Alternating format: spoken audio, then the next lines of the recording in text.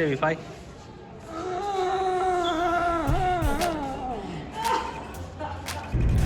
तो फ्रेंड्स, स्वागत है आपका नए वीडियो में। आज हम जा रहे हैं आगरा। तो हम रुके थे फतेहपुर सीकरी में, जो लगभग आगरा से 1 घंटे की दूरी पे है। रुके यहाँ पे लंच करने के लिए और फिर चलते हैं आगरा। और आज हम आगरा में घूमेंगे रेड फोर्ट, आगरा का किला जिसे बोलते हैं। तो हम खड़े हैं आगरा के फोर्ट के बाहर। अंदर जाने से पहले हमें यहाँ से टिकट लेनी पड़ेगी और इंडियन के लिए लगभग टिकट का प्राइस है 35 रुपये। तो चलिए टिकट लेते हैं और चलते हैं रेड फोर्ट के अंदर।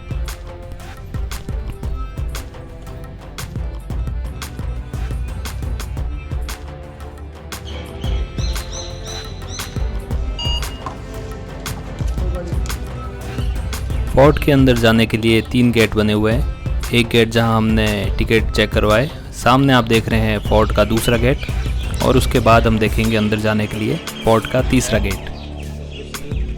सारे गेट जिगजैग में बने हुए हैं ताकि कभी दुश्मन आक्रमण करे तो एक साथ जल्दी जल्दी नहीं घुस पाए सब लोग अंदर। इसके लिए तीनों दरवाजे जिगजैग में बने हुए हैं।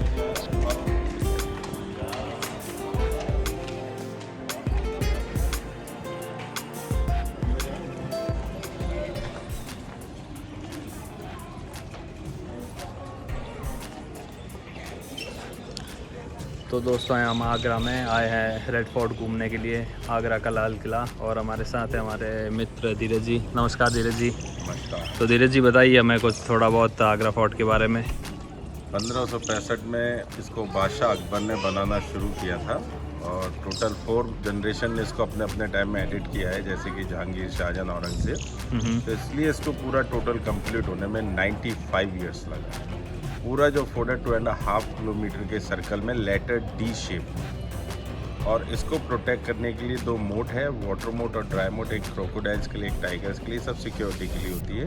क्योंकि ज़्यादातर जितने भी जो फोर्ट्स है अपने इंडिया में ऑलमोस्ट हाइट पर है और यहाँ इतनी अच्छी हाइट नहीं है, इसलिए अलग से सिक्योरिटी दी गई थी। इस फोर्ट का 75% एरिया आज भी अपनी इंडियन आर्मी यूज़ करती है। ओनली 25% एरिया ओपन है, जो अभी हम लोग देखेंगे।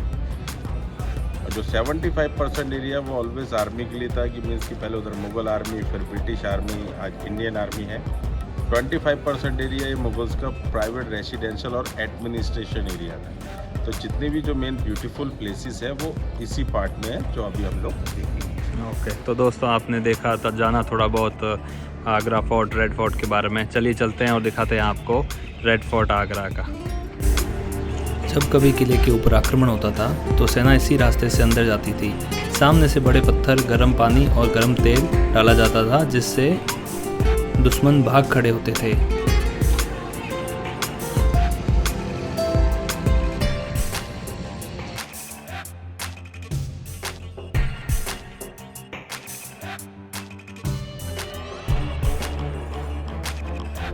हम खड़े हैं जहांगीर महल के सामने।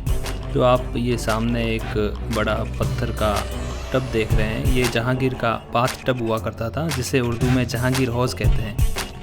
ये एक सिंगल पीस स्टोन से बना हुआ बड़ा टब है, जिसके अंदर 3 स्टेप अंदर जाने के लिए और 3 स्टेप बाहर की तरफ है, जो कि जहांगीर के मामा ने गिफ्ट किया था, मान सिंह जी ने। तो अब हम जा रहे हैं जहांगीर महल के अंदर। दोस्तों, सामने जो गेट के ऊपर आप छोटी खिड़की देख रहे हैं, जब यहाँ पे जहांगीर आते थे तो ऊपर से दासें यहाँ से फूल बरसाती थी।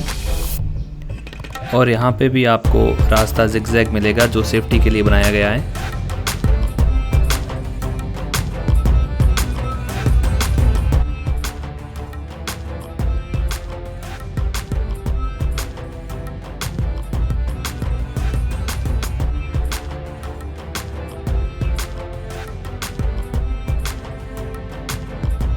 हम खड़े हैं जहांगीर महल के अंदर। महल के इस भाग को रंग महल कहते हैं, जो नाच गाने के लिए काम में लिया जाता था। दोस्तों, जो सामने आप छोटी खिड़कियां और झरोखे देख रहे हैं, इन झरोखों में राजा और रानियां बैठा करते थे, जो नाच गाना देखने आते थे। साथ में उनकी दासियां भी होती थी। 14 बाई का यह महल, जहाँ पे अंदर मंदिर और रसोई घर भी है, जो कि एक राजस्थानी वास्तुकला में बनाया गया है।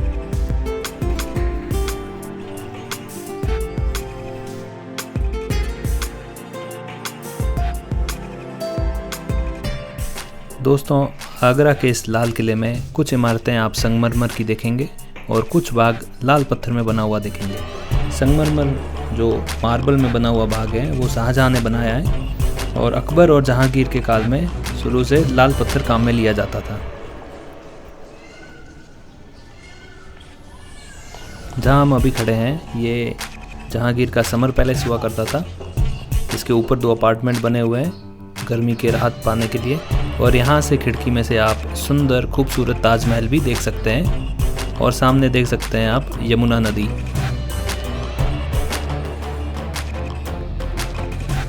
यह है मुगलों का अंगूरी बाग। मुगल समय में यहाँ पे अंगूर की बेलें होती थी जो वाइन बनाने के लिए काम में ली जाती थी।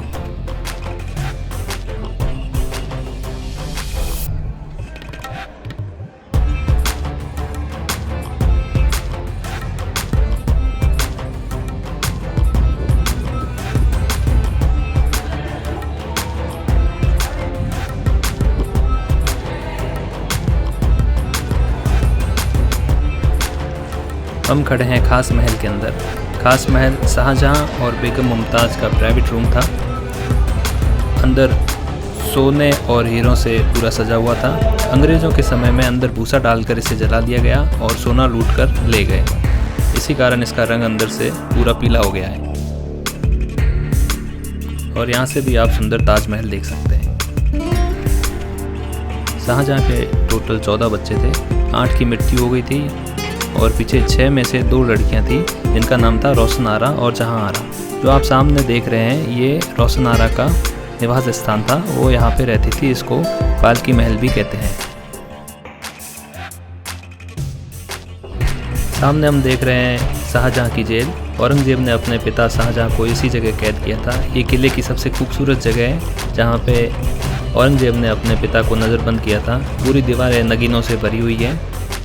सामने आप गुलाब जल का फव्वारा भी देख सकते हैं। पीछे की तरफ बालकनी है जहां से सुंदर ताजमहल दिखता है।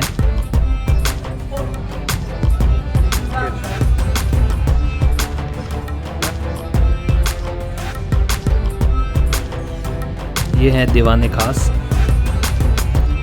जहां पे शाहजहां अपनी प्राइवेट मीटिंग करता था।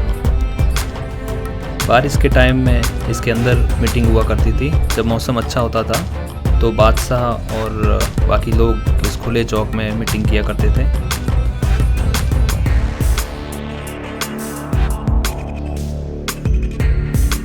सामने यहाँ राजा के बैठने की जगह है। मयूर सिंहासन इसी पे रखा गया था और यहाँ से भी सुंदर ताजमहल दिख रहा है।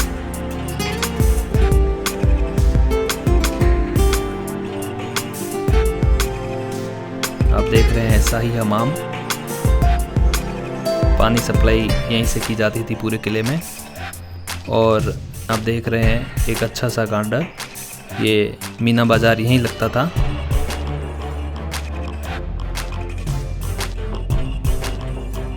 दोस्तों गर्मी बहुत है, देख सकते हैं मेरे फ्रेंड की हालत। लगभग टेम्परेचर आज भी 47-48 के आसपास रहा है। तो चलिए किले के सबसे आखिरी भाग में दीवाने आम।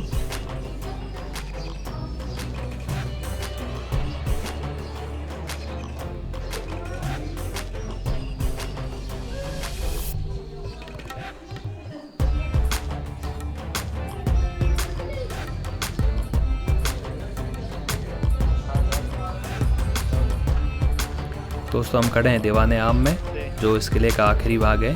यहाँ लगभग 64 पिलर बने हुए हैं। राजा यहाँ सामने बैठते थे अपनी रानियों के साथ में और जनता वहाँ सामने खुले के अंदर जन सुनवाई होती थी यहाँ से।